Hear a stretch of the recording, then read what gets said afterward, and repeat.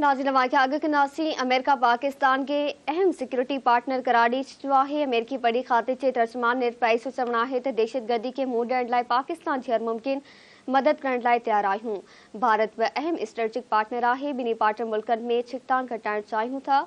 ख़बर आवाज़ शेयर कई पिया। अमेरिका पाकिस्तान के अहम सिक्योरिटी पार्टनर करार ॾिनो आहे। अमेरिकी पड़ी खाते जे तर्जुमान नेट प्राइस चवणु आहे त दहशतगर्दी खे मुंहुं ॾियण लाइ पाकिस्तान जी हर मुमकिन मदद करण लाइ तैयार आहियूं।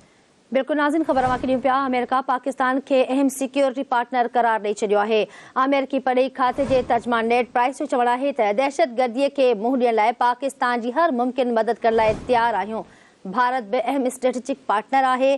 ॿिन्ही पार्टनर मुल्कनि में छिकतान घटाइण चाहियूं था। ख़बर ॾियूं पिया। अमेरिका पाकिस्तान के अहम सिक्योरिटी पार्टनर करार ॾेई छॾियो आहे। अमेरिकी पड़ी खाते जे तर्जुमान नेट प्राइस जो चवणु आहे त दहशतगर्दी खे मुंहुं ॾियण लाइ पाकिस्तान जी हर मुमकिन मदद करण लाइ तैयार आहियूं। भारत बि अहम स्ट्रेटेजिक पार्टनर आहे। ॿिन्ही पार्टनर मुल्कनि में छिकतान घटाइण चाहियूं था। ख़बर आवाज़ शेयर कई पिया। अमेरिका पाकिस्तान के अहम सिक्योरिटी पार्टनर करार ॾिनो आहे। अमेरिकी पड़ी खाते जे तर्जुमान नेट प्राइस जो चवणु आहे त दहशतगर्दी खे मुंहुं ॾियण लाइ पाकिस्तान जी हर मुमकिन मदद करण लाइ तैयार आहियूं।